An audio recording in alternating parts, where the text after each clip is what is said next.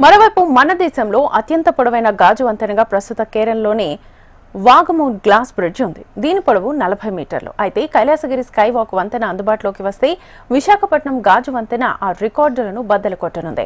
దేశంలోనే పొడవైన గాజు వంతెనగా నిలుస్తుంది. 53 మీటర్ల పొడవుతో ఈ గ్లాస్ బ్రిడ్జ్ నిర్మాణం పూర్తి చేసుకుంది.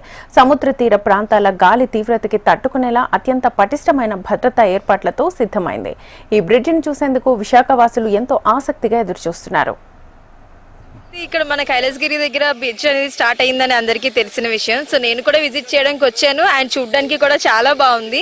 అండ్ సీ మధ్యలో ఇలా సీ వ్యూ చూడడం కానీ, సీ పైనుంచి ఇలా నడవడం కానీ కొంచెం భయమే. కాబట్టి ఈ అడ్వెంచర్ అయితే మనం ఖచ్చితంగా తీసుకోవాల్సిందే.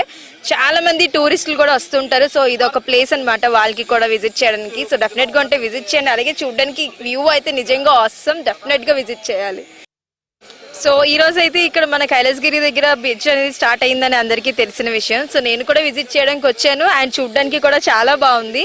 అండ్ సీ మధ్యలో ఇలా సీ వ్యూ చూడడం కానీ, సీ పైనుంచి ఇలా నడవడం కానీ కొంచెం భయమే. కాబట్టి ఈ అడ్వెంచర్ అయితే మనం ఖచ్చితంగా తీసుకోవాల్సిందే.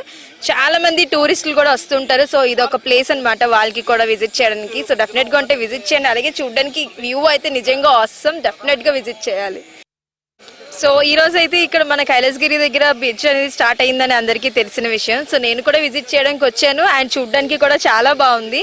అండ్ సీ మధ్యలో ఇలా సీ వ్యూ చూడడం కానీ, సీ పైనుంచి ఇలా నడవడం కానీ కొంచెం భయమే. కాబట్టి ఈ అడ్వెంచర్ అయితే మనం ఖచ్చితంగా తీసుకోవాల్సిందే.